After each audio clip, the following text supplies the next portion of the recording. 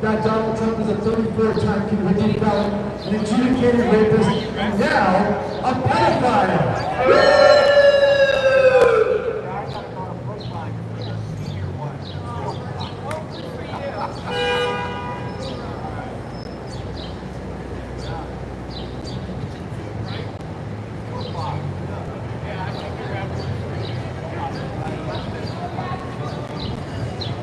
Hello, Australians and visitors alike.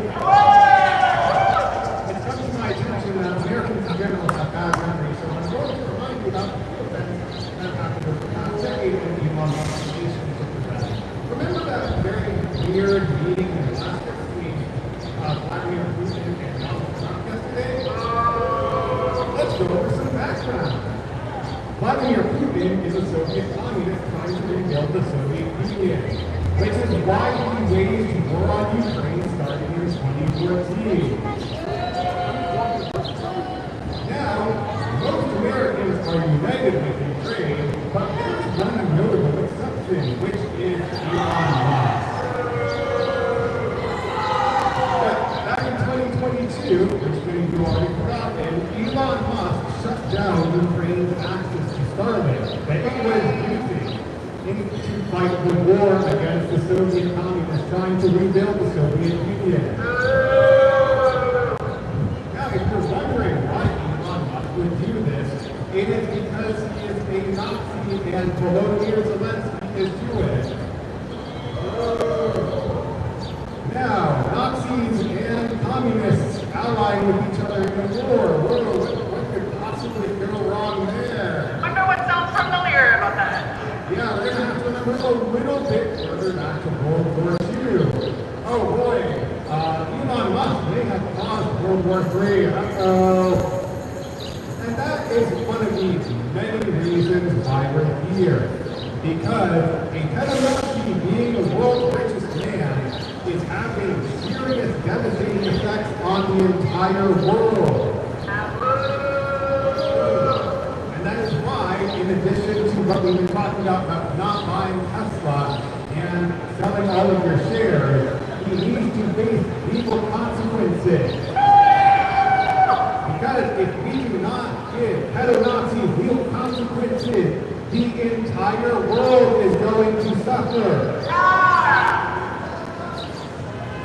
Yeah, since we have repeatedly sided with Elon Musk here that big things are not going well, I hope you all can take this message to heart and be better in the future, especially the Trump supporters who are listening right now.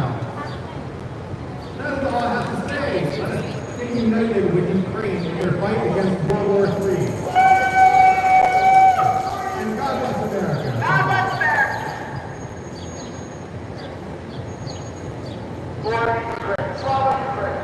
Because yeah, while Trump is off whining and dining with Putin, at the same time, he's also trying to deport Russian dissidents back to Russia.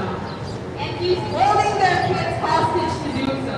I shared a couple of stories from people who have been kidnapped by ICE.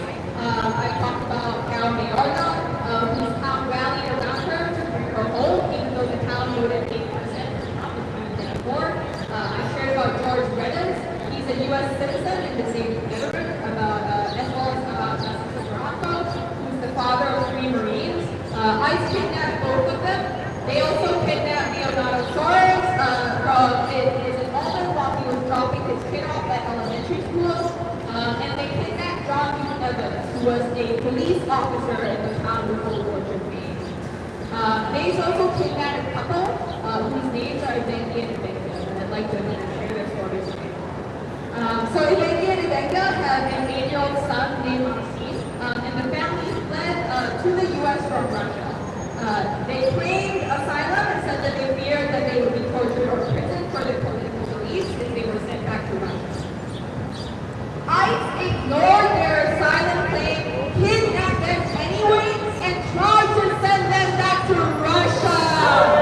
Wow! They gave the couple 2 insane options. Option 1 was you can board the plane to Russia and you can go in yourself. Option 2, that I said, was that you refuse to go because commercial airlines refuse refused to pay people unless they were willing to take trust me. The second option was that if you refuse to board the plane, we will send you two back to ICE detention and we will send your son to a shelter. That is not a choice. That is cruel and insane coercion. Eventually, at least so far, they've decided that if they were sent back to Russia, they would likely be imprisoned and separated from their son even longer. So far, they've decided that they would not board the plane. On May 15th at JFK Airport, where they refused to board the plane that would force them back to Russia, that was the last time they'd seen their son. It's been 3 months since May 15th, and they've only been allowed to speak to their son by telephone. Their son Maxime has been put in a foster home and keeps asking his parents when they're going to come get him. This 8-year-old kid used to religiously count the number of days that he's been apart from his parents, but he recently stopped counting because he said he didn't see the point anymore. And in all of this, I just want to call out the cruelty and the gall of Tricia McLaughlin, who is the spokesperson of the Department of Homeland Security that ICE is under. In talking about Ivanka and Maxime's case, she said, and I quote directly, ICE does not separate families. The parents have the right and the ability to depart the country as a family and willfully chose not to comply. That is not a choice. That is coercion. That is kidnapping. Our immigration system genuinely needs money to process asylum claims so that people don't get court dates in 2029. We do not need $75 billion to hold people in indefinite detention, holding kids hostage so that families can be coerced back to the countries from which they fled persecution. And so when Trump hang out with Putin and trying to live his dictator dreams, when he's disappearing people with his own personal KGB, we're going to make it clear that in America, we say no dictators, no abductions, and no secret police.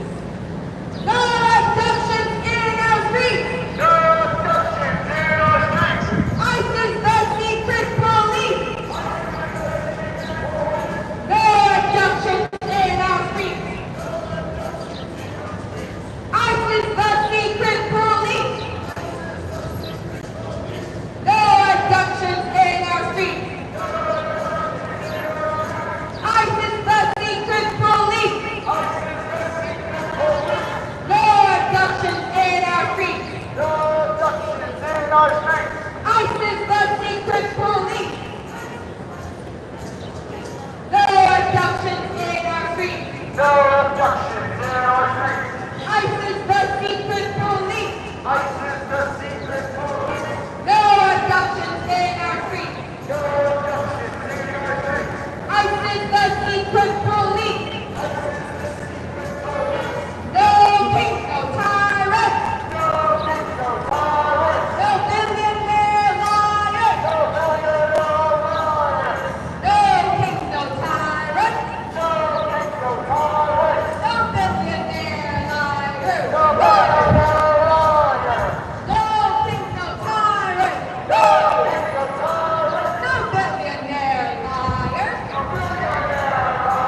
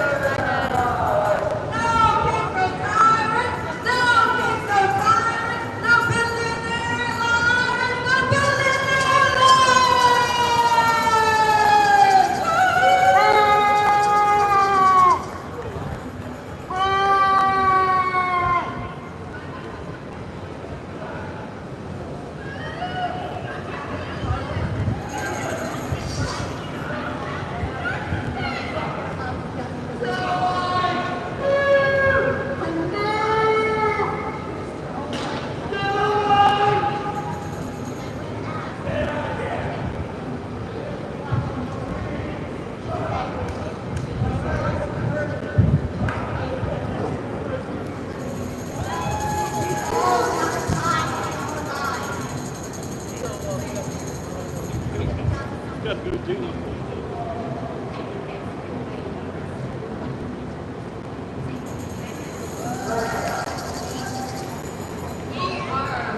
the National Guard. I love your sign so much. Thank you for sharing. This reminds me of a poem that I wanted to share. So I didn't write this. This also isn't that or anything. This is by James Parker, who is a therapy columnist in the Atlantic. But I'll share this quote.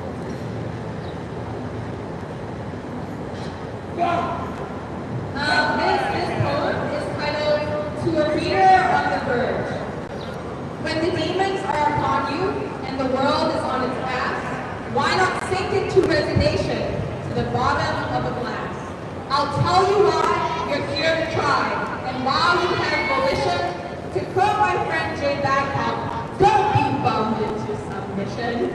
And so we will not be bummed into submission. We're here to remind everyone that while you have volition, don't be bummed into submission. We will unite, we will organize,